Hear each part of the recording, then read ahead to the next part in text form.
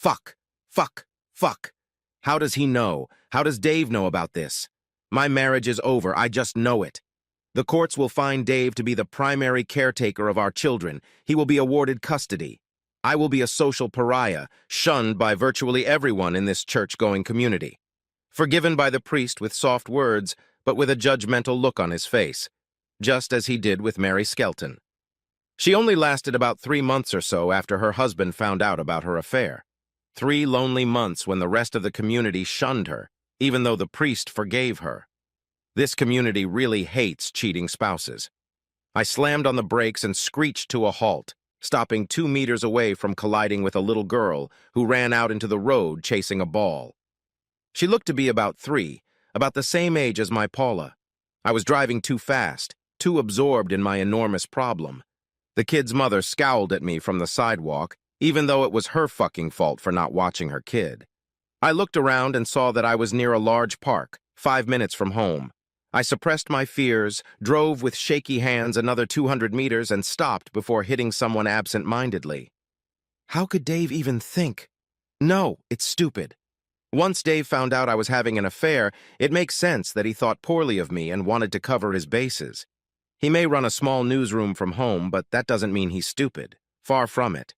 As soon as he found out, of course, he thought it wasn't my first case and started doing DNA tests on the kids. But how the hell did he know? And Carl and I had been so careful. Thoughts reminded me of Carl. I picked up my phone and moved on to Carla, if Dave ever asked, a recently started coworker. My motto was to stay as close to the truth as possible. My message, "Can you talk?" As I waited for an answer, I kept kicking myself. Why, oh, why did I let this smooth-talking little asshole seduce me? No, come on, be honest, it's not fair. The way we slept together the first time wasn't seduction and is completely understandable. It happened when we were out of town. We had just spent 2 whole days negotiating an exhausting deal, celebrated with too much champagne, and fell into bed together. If I had settled on the first case, everything would have been fine. I would have had a secret that I would have regretted until my last day. A serious secret that could only hurt my husband and family. But I, or should I say, we, alas. We were both gripped by the excitement of sleeping with someone after more than 10 years of marriage. The allure of the illegality of it all, the thrill of the naughtiness, the excellence of realizing that we had cheated on our spouses and successfully hid it from 2 people who knew us so well, or not successfully hiding it, as it turns out. My musings were interrupted by a text from Carl. "No, having dinner with Mary and the kids." "What's the matter?" "Well, they say misery loves company." He knows. Dave knows about us. How the hell did Dave find out about this? We were incredibly discreet. Only got together when we were away, and that was only if we managed to get adjoining rooms. We never walked through the door of the same room together. Always used condoms, even the first time. We behaved completely normally both in public and when we were at home with our spouses. Zing. Damn. Mary is acting normal, so he didn't say anything to her. Do you think he will? How angry is he? I don't know. We haven't talked yet. I ran away as soon as I found out he knew. This time I didn't have to wait long for an answer. Please beg him not to tell Mary. Selfish little prick. Screw my marriage while it's none of his business. Asshole. I'll probably tell his wife if Dave doesn't. Like I said, misery loves company. So how did we get discovered? I made sure my love for my husband wasn't compromised. Didn't introduce any new positions or techniques I learned from Carl. Fucking chance. Sex with Carl was vanilla and uninspiring. It was smaller, held for less time, and nowhere near as varied as my Dave.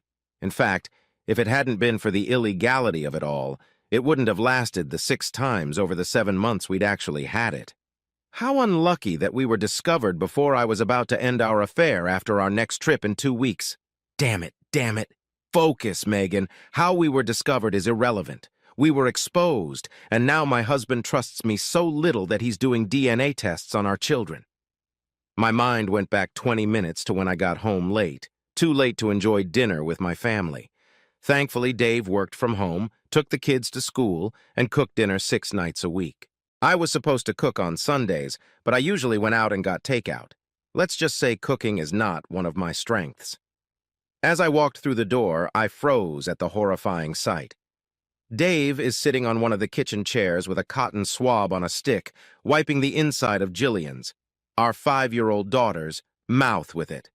An open, sterilized bag lies on the table. Peter, our 7-year-old son, was also standing there, either waiting his turn or already finished. I had read enough stories and watched enough TV shows to know that I was watching the opening act of a DNA test. My initial reaction was rage. How dare Dave think the kids weren't his? I wasn't a whore, or was I? Knowing I needed to think about how best to get over it, I just turned and ran. Just before I did, Dave turned to look at me with a neutral expression.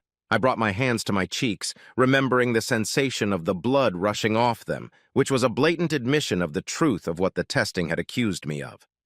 20 minutes later, here I am, reflecting on the destruction of my family and my community. I knew Dave. I knew him as well as he knew himself. As soon as he was ready to confront me, he did so firmly and calmly. He wouldn't want the whole town to know he'd been hornswoggled. If I can't stop him from divorcing me, I'll ask him to do it quietly, just to say we're estranged. That way, even if I lose my marriage, I can still stay in town and see my kids, perhaps sharing joint custody. I really do love them. My mind wandered for God knows how long, running through different scenarios of how Dave would react, trying to find the scenario that would allow me to lose the least. Suddenly, I realized that I was reasoning like a defeatist. I'm using my knowledge of Dave and assuming that a breakup would go without saying, and the best scenario would be a quiet divorce. But what if I'm wrong? What if I put myself at Dave's mercy? I tell him about the forgivable first time and the regrettable sequel. He doesn't want a divorce any more than I do. Sure, his faith in me will be shaken, and it will take years for him to fully trust me again, but I'll still have the respectability and support of the community. If you do this, Megan, you'll have to be completely honest with Dave. One whiff of a lie, and you'll get to the curb faster than a fast-footed cheetah. I glanced at my watch. Just under 2 hours had passed since I discovered that I hadn't been as clever at hiding my affair with Carl as I'd thought. 2 hours since I'd gone from being confident in my marriage to fighting for his very life. 2 hours since I'd seen my husband testing my children's DNA had raised my blood pressure 100 points. I quickly typed a message. I'm on my way home to apologize to you for my affair with Carl. Please don't do anything rash. Then slowly headed home in my car. Epilogue of Megan. Well, what happened after that surpassed my worst nightmare. 10 minutes after sending my text message, I made it home. As soon as I pulled into the driveway, Dave jumped out the door, tossed me, "Stay here and watch the kids," and sped off in his car, screaming. I found out later that he headed straight for Carl's house and, when my lover opened the door, broke his nose in one blow, screaming, "You're sleeping with my wife, aren't you?" Those words stopped Carl's wife calling the police, and together with Dave, they learned the whole story as Carl begged them to call him an ambulance. Since Carl said he had been hit and his wife claimed he had hit the wall himself, the police investigation went nowhere. By the time he returned from the hospital, the locks on his house had been changed and his wife had made an online appointment with a divorce attorney. How do I know all this? Dave came straight home, told me to pack a bag and leave. Taking one look at the fire in his eyes and the bruises on his knuckles, guessing where they came from, I did as he asked and fled to a mid-range motel. The next day, I saw a bandaged Carl at the bar at breakfast. All hopes that Dave would be quiet came crashing down early in the afternoon when Carl and I were invited into the chief operating officer's office and summarily executed. She didn't cite any morals because our contracts simply stated that she shouldn't hire scumbags like us. Oops. I realized what the immediate future would be like when I called all 3 divorce attorneys in our town, but no one returned my call. When I went to the diner for dinner, the waitress refused to acknowledge my existence. The nail in the coffin lid, however, was when I met with Carl and learned that family, friends, and former co-workers already treated him like a leper. Within 2 days, spurred on by a visit from the motel manager who stated that his establishment was fully booked, yeah, right, Carl and I accepted the inevitable and left town. We didn't want to become social ghosts, which we saw Mary Skelton become last year when she was caught cheating. We drove 300 kilometers and started a new life together. It didn't last long. I know I'm probably stating the damn obvious, but when 2 cheaters get together, there is no trust. Stupid. I never realized how important trust is in a relationship until tonight, when I had to fight the urge to check his phone while he was in the bathroom. By the time I finally worked up the courage to ask Dave if I could go back into town to visit the kids over the weekend, they had all found a replacement for me. He was perfect prey, and once he was on the loose, the vultures, being attractive singles and widows, declared their interest. By the time I cleaned myself up, there was already a nifty set of shoes under Dave's bed. My kids had a half-sister, and they were already calling the other woman Mom. Now that I'm too old to start another family, all I can do is sit and ponder the lonely life ahead of me. Epilogue of Dave. I lie here glancing at the bedside clock, 11:05 p.m. The soft breathing of Ruth lying next to me reminds me of our sexual marathon of the last 2 hours. Damn. Sex with someone new after 10 years with the same woman was good. Damn good. We did some things that were borderline inappropriate. Yeah, life is good, but it's a little weird. My wife cheated on me, but before I could mourn the demise of that marriage too much, I was seduced by a younger, prettier, and sexually more adventurous one. The surreal last day of my old marriage still confuses the hell out of me. Maybe if I digest it in my head for the 10,000th time, it will finally make sense. How'd it go? On the last day of my marriage, Megan came running home and without saying a word just turned around and left again. I heard her car start and drive away. I was busy for a few more minutes, and by the time I called Megan's cell phone, it was busy. Finding no sign of her presence, I started putting the kids to bed, and they were fast asleep. Unfortunately, the fact that they didn't see their mother before they went to bed was not unusual. I went into the kitchen and was just about to call Megan again when the house phone rang. An unrecognized cell phone number popped up on the display. The next few minutes, from memory, went something like this. "Hi, this is David Brown speaking." Hi Dave, it's Carl. I knew Carl, of course. He started working with my wife a while back. I had seen him at several work events and was even invited to his housewarming party. What was his wife's name? Rebecca, Beck? Something like that.